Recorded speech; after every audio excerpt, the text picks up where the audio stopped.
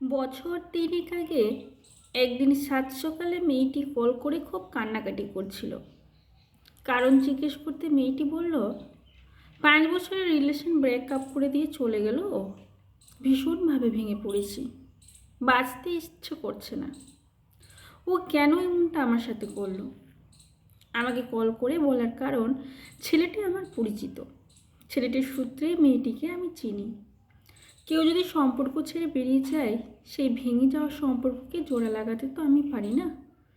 মেয়েটিকে বলেছিলাম, শান্ত হোক, যে সম্পর্কটা থাকবার নয় সেটা চলে গিয়ে ভালোই হয়েছে। মেয়েটি শুনে বলেছিল, এতটা সহজে মেনে নিতে পারছি না।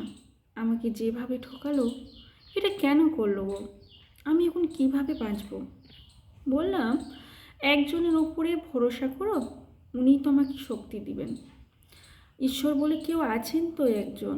নিজেকে নিয়ে ভাবো আর সময়টা নিজের জন্য দাও। উপদেশ দেওয়া যতটা সহজ, সেই উপদেশ জীবনে প্রয়োগ করা বড্ড কঠিন। আমার এমন কথা শুনে মেয়েটি বলে উঠল, ওর যেন কঠিন শাস্তি হয়। আমার থেকে 4 গুণ কষ্ট যেন ওকে ঈশ্বর দেই। আমি বললাম, খবরদার, ভুল করবে তাহলে। ঈশ্বরের কাছে কারো খারাপ প্রার্থনা করতে হয় না। ঈশ্বরের কাছে ওর জন্য ভালো কিছুই বলো। ওর মতো প্রতারকের জন্য ভালো কিছু কী চাইবো, তুমিই বলে দাও। ও যদি সত্যি ভালোবাসার প্রতারণা করে, তাহলে ঈশ্বরকে বলো ওকে সত্যিকারের ভালোবাসার ক্ষমতা যেন দেয়। একজন প্রতারকের জন্য এর থেকে তুমি বড় শাস্তি আর কিছুই হয় না। ঈশ্বরের কাছে এই প্রার্থনাটাই তুমি করো। কারোর জন্য ভালো কিছু চাইলে নিজেরও ভালো হয়। তোমার প্রার্থনাতেই ওর যদি ভালো হওয়াটাই জরুরি। জানি না সেদিন আমার কথা শুনেছিল কিনা। মেয়েটির কষ্ট দেখে সেদিন আমারও কষ্ট হয়েছিল খুব। ছেলেটিকে যেহেতু আমি চিনি, এভাবে প্রতারণা করাটা মন থেকে সত্যিই মেনে নিতে পারিনি আমিও।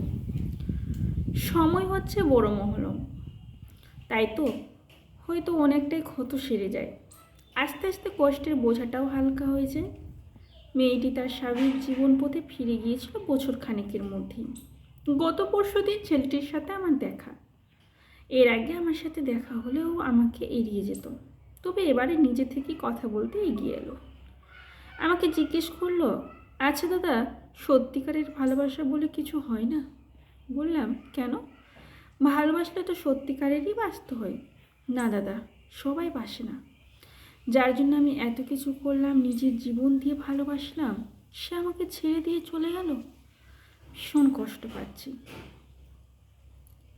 সাইকিয়াট্রিস্ট দেখাচ্ছি। প্রতি রাত আমার কাছে ভয়ঙ্কর। ঘুমের ওষুধ না খেলে ঘুম আসে না। বেঁচে থেকেও আমিও তো মরেই গেছি একেবারে। 3 বছর আগের কথা মনে পড়ে যাচ্ছিল। ছেলেটির মধ্যে ঈশ্বর সত্যিকারের ভালোবাসার ক্ষমতা দিয়েছে, এটাই অনেক। প্রতারককে ভালোবাসার ক্ষমতা দেওয়াটাই তার বড় শাস্তি। সত্যিকারের ভালো না বাসলে বোঝাই যায় না কেউ ছেড়ে দিলে ঠিক কতটা কষ্ট হয়।